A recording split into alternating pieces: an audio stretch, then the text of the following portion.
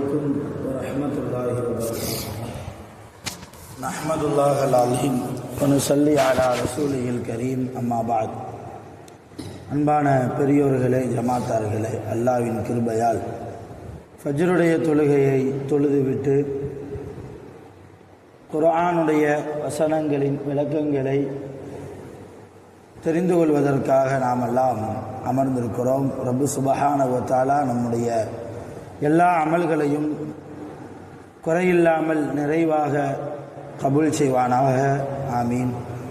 இன்றைய நாளை அல்லாஹ் ஜல்லஷானஹு வ தஆலா நோய் நொடிகளை விட்டும், கெட்ட முடிவுகள் முசீபத்துகளை விட்டும், ஷைத்தான்களுடைய தீங்குகளை விட்டும், பொறாமைக்காரர்களுடைய தீங்குகளை விட்டும் பாதுகாப்பு பெற்ற நாளாக, ரஹ்மத்து நிறைந்த நாளாக, அல்லாஹ்வின் பரக்கத்து நிறைந்த நாளாக, உடல் ஆஃபியத்தோடு வாழ்வதற்குண்டான நாளாக அல்லாஹ் இந்த நாளை நமக்கு அமைத்து தருவானாக.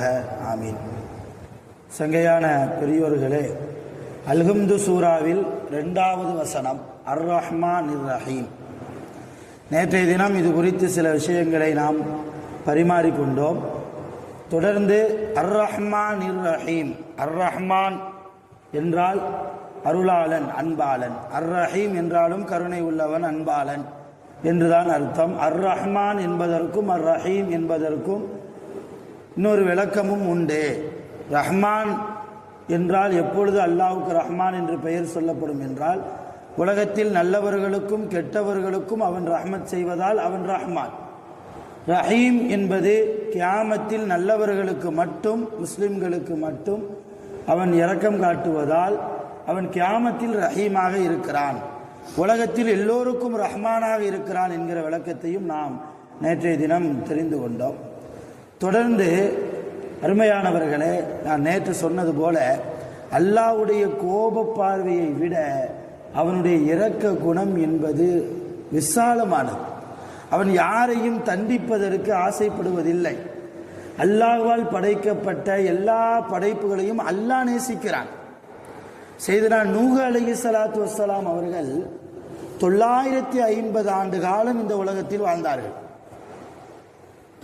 ஈமான பற்றி, அல்லாஹ்வை பற்றி, தான் நபி என்பதை மக்களுக்கு எடுத்து சொல்ல சொல்ல 80 பேர் தான் ஈமான் கொண்டாங்க. வெறும் 80 பேர்.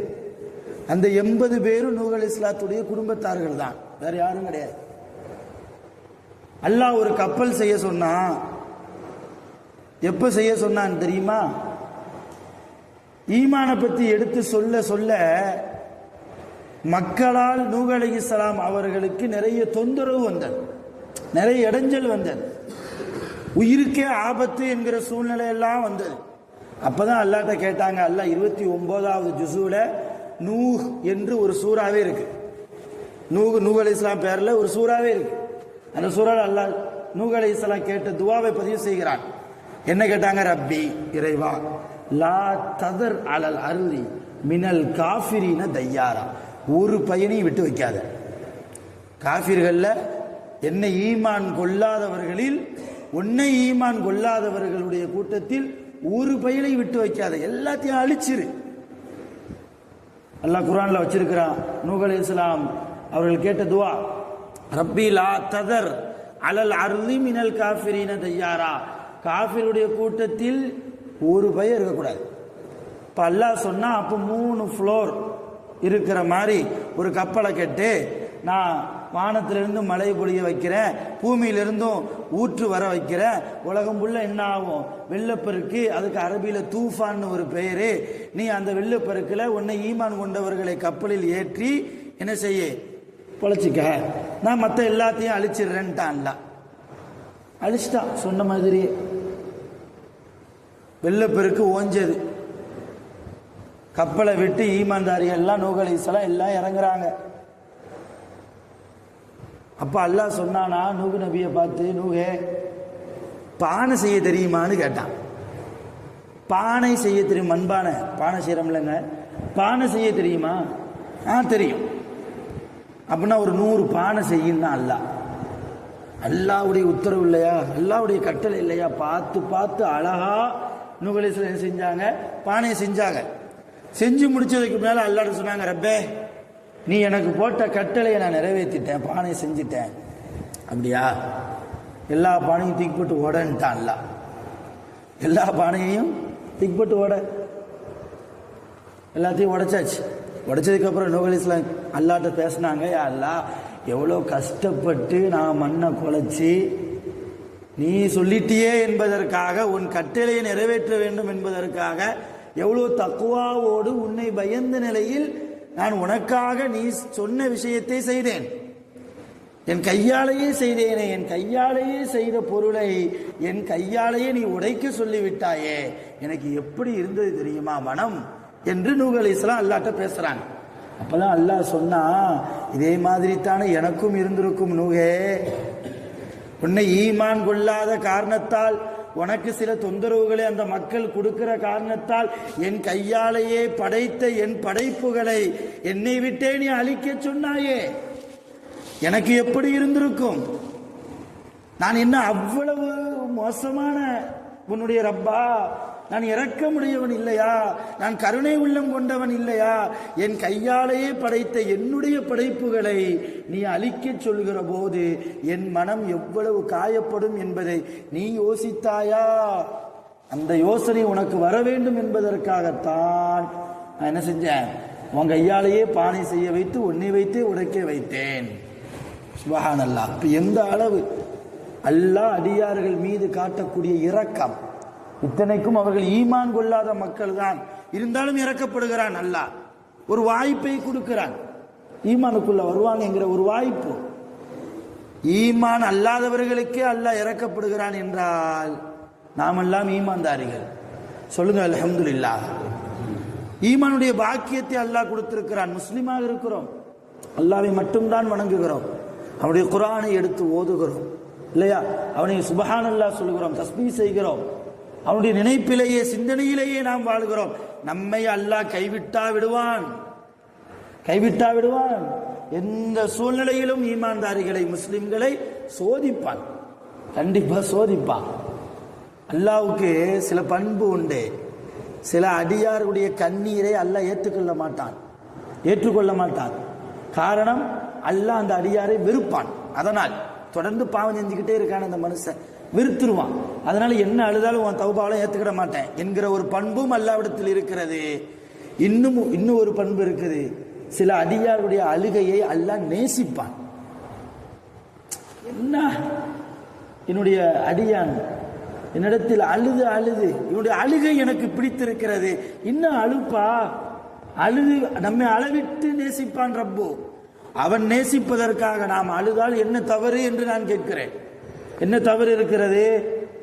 தாராளமாக ரப்பிற்கு முன்னால் நம்மை தரம் தாழ்த்தி சிரம் தாழ்த்தி, என்னிடத்தில் எதுவுமே இல்லை ரப்பே, லா ஹவுல வலா குவத்த இல்லா பில்லா, எல்லா சக்தியுமே உனக்குத்தான் இருக்கிறது, என்னிடத்தில் எந்த ஒரு ஆற்றலும் கிடையாதே, நீ கொடுத்த சக்தியை தவிர, நீ கொடுத்த அறிவை தவிர, நீ கொடுத்த பொருளாதாரத்தை தவிர, நீ கொடுத்த மனைவி மக்களை தவிர, நீ கொடுத்த அன்பு பாசங்களை தவிர, நீ கொடுத்த உறவுகளை தவிர என்ன இருக்குது என்கிற நிலைமைக்கு நாம் வருகிற போது அல்லாஹ் நம் மீது முழுமையாக இறக்கப்படுகிறான்.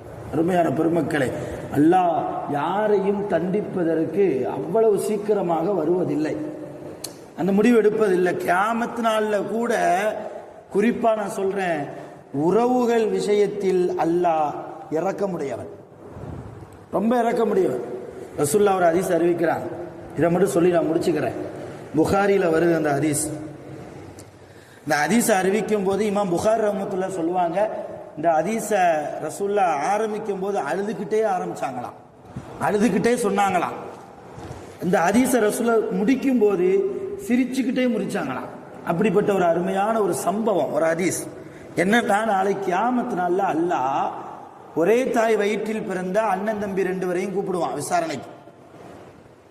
அப்ப அண்ணன் அல்லாஹ்விடத்துல தம்பியை பத்தி கம்ப்ளைண்ட் பண்ணுவார், ரப்பே, இவன் என் தம்பி, என் கூட பிறந்த தம்பி, உலகத்தில் கொஞ்சம் கஷ்டப்பட்டான், காசு இல்லாம கஷ்டப்பட்டான், நான் கடனா சில லட்சங்களை கொடுத்தேன், கடனா சில தொகைகளை கொடுத்தேன், திருப்பி தந்துருவான்னு எதிர்பார்த்தேன், ஆனால் அவன் தரல. அவன்கிட்ட நான் வாங்காமலேயே மௌத்தா போயிட்டேன், எனக்கு அவன் கொடுக்காமலே அவனும் மௌத்தா போயிட்டான். இப்போ ஆக மொத்தத்தில் அவன் எனக்கு கடனாளியா இருக்கிறான். இப்போ கியாமத்து வந்துருச்சு, இங்கே எந்த காசு பணத்துக்கும் வேலை கிடையாது. அதனால அவன் நன்மையெல்லாம் வாங்கி என்கிட்ட தந்துரு. ரசூலுல்லாஹ் அழுதார்கள். சஹாபாக்களிடத்தில் சொன்னார்கள், பார்த்தீர்களா, ஒரே தாய் வயிற்றில் பிறந்த இரத்த பந்த உறவு தன் கூட பிறந்த தம்பியை நரகத்திற்கு அனுப்பிவிட்டு தான் மட்டும் சொர்க்கம் செல்ல நினைக்கக்கூடிய அண்ணனை பார்த்தீர்களா என்று நினைத்து அழுது கொண்டே இந்த ஹதீஸை சொல்ல ஆரம்பித்தார்கள்.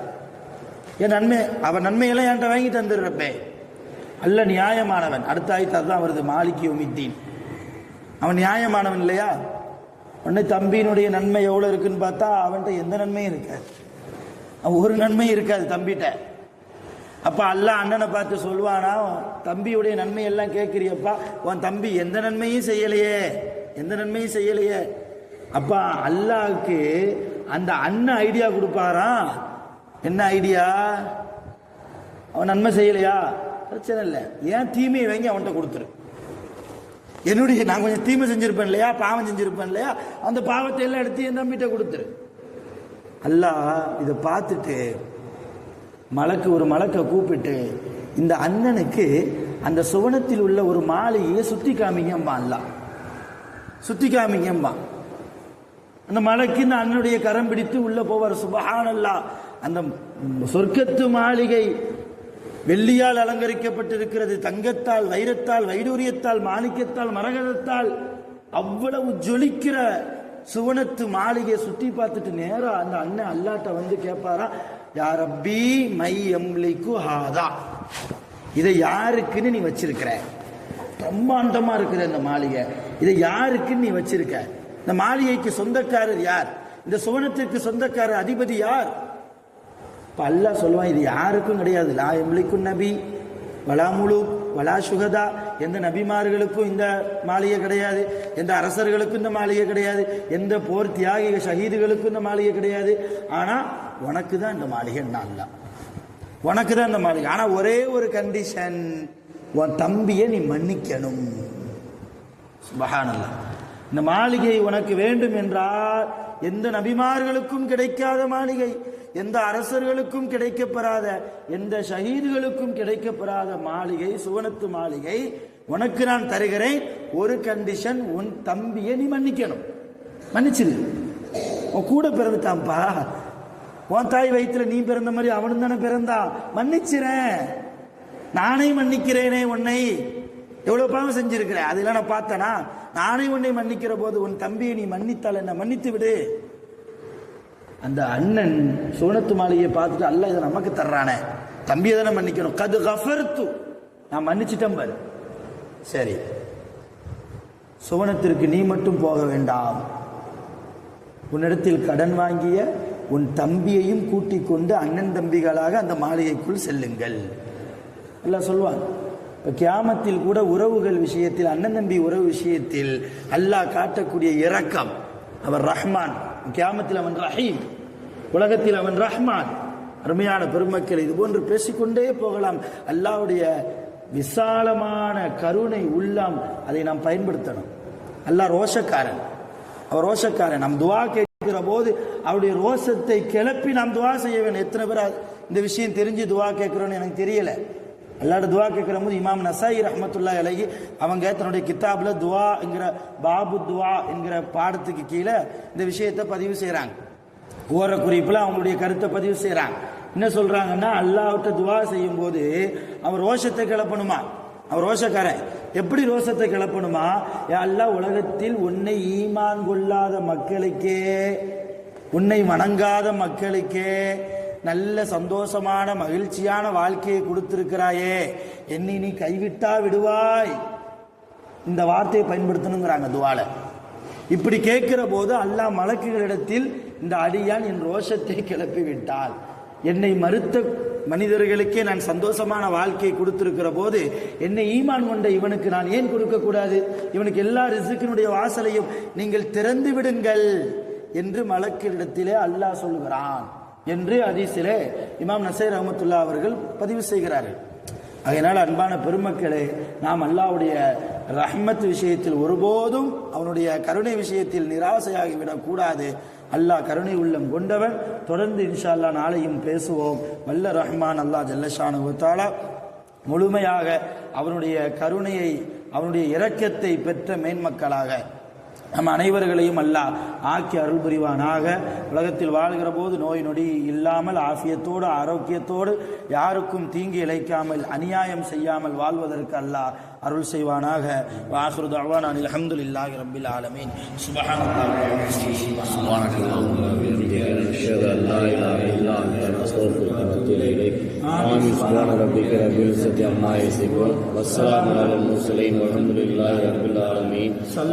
வ محمد صلى الله عليه وسلم صلى الله على محمد صلى الله عليه وسلم صلى الله على محمد يا رب صل عليه وسلم.